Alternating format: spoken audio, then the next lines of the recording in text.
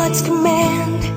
He sent you here, we know you're in His hand. Your message from the Word touches our very soul.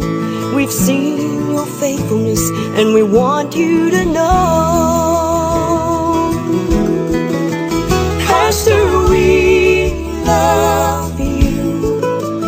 We appreciate all you do. And God sees the sacrifice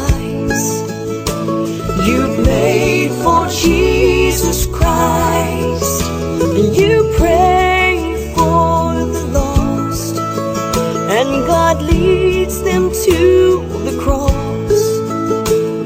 And we know one day you'll hear your Father say, "My child, well done.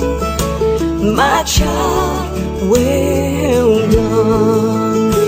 In the still quiet place, on your knees in prayer, God sees your tears, He hears the burdens you bear.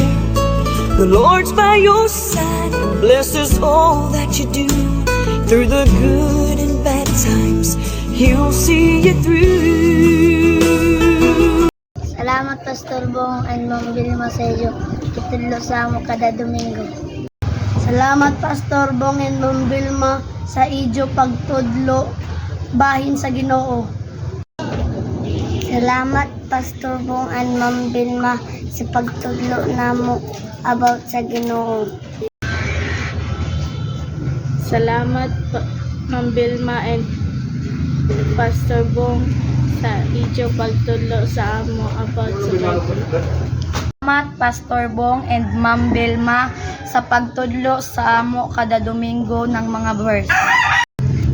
Salamat Pastor and Ma'am Vilma sa inyong pagtudlo. Salamat Pastor Bong and Vilma sa pagsigin niyo kayo taga Sunday sunod sa una hangtod ko man nakakita gyapon kita.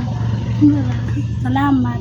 Salamat Pastor Bong, Ma'am Vilma sa ijo pagtudlo sa mga bata ug sa amo sa mga maradya ug kaayuhan nga mga tudlo. Salamat ka Pastor Bong and Ma'am Vilma sa pag-share sa mga pulong sa Ginoo sa kada Domingo.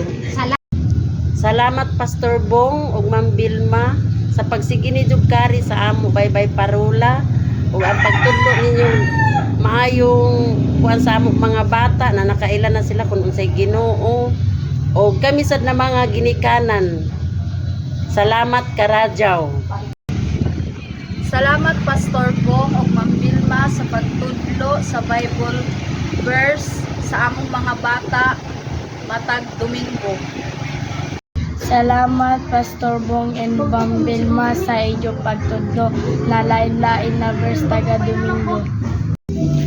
Okay, nagpasalamat ko kay Pastor Bong, kay Ma'am Vilma sa ilang paghatag ug higayon sa ilang pagbisita diri sa amo ang barangay Purok Parola. Ma'am Vilma, pasalamat ako sa imong paghatag o kuan sa mga bata kanang usab nga ma-refresh ang among unahon na parte sa about sa Bible sa mga pagtulunan o pagsangyaw parte sa Ginoo nga dili kita magpalabi na wala gyud sa ato ang ipasod sa atong kasing-kasing ang parte na gani o sa Ginoo sa ato kinahanglan magtutong nitag lugar o oras o panahon para sa iyaha na ato siya sangbidon kanunay o magpa-refresh kanunay. Salamat sa inyo Mother Bong, Pastor Bong ug Ma'am Vilma sa inyong paghatag bisan sa unsang maghigayunan o mga sulay sa mga kahigayon na pagbiyahe ninyo nihatag kamo sa among gigayon sa inyong pagtudlo kanamo dili lang kanamo kundi sa among mga anak nga sila matrain kadto sila kinahanglan makabaton sila naagi kuan sa luna sa kasing-kasing about sa Ginoo, story sa Ginoo. Salamat. Hello Ma'am Vilma and Pastor Bong. Maayong buntag.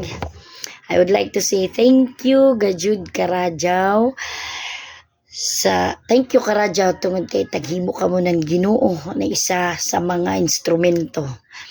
Salamat sab Karajaw Ma'am and Pastor ug sa imong pamilya sa ijo tagahin na panahon kada Sunday na moanhi diriya para magtudlo sa among mga anak na kay sa una isa man ako sa imo na natudluan na and I am 39 years old na more than decades na gajud ma'am pila na ka years siguro din nawaya pa kajud ka ma'am then nibalik ka ya kami nimo kalimti ug adto nagabiuna sa panagkita gajud nato na ato tag house to house and tibuok kuan parula nagpailay na kung nakadumdum pa ba ka or waya grabe gajud na mo feelings to ka happy kay sus isa ka sa amo nadakan na ingana jaon si Ma'am Vilma doon nga na hantod na nagkaanak na ka ma'am na medyo pila na kabuk imo anak tapos nagbalik pa kasi kami nimo diri ma'am iban si pastor ang imong pamilya then kumana ang amo mga anak then ang iba nan ila na mga apo na gani ani jo tag tabangan ko man para mahibayo sa mga Bible verse kung sino ang Ginoo ano ang Ginoo sa mga bata na waya pa mahibayo gajud salam kami kami ng mga ginikanan injo kami gitudluan every Sunday iban sa among mga anak salamat gajud karaja God bless.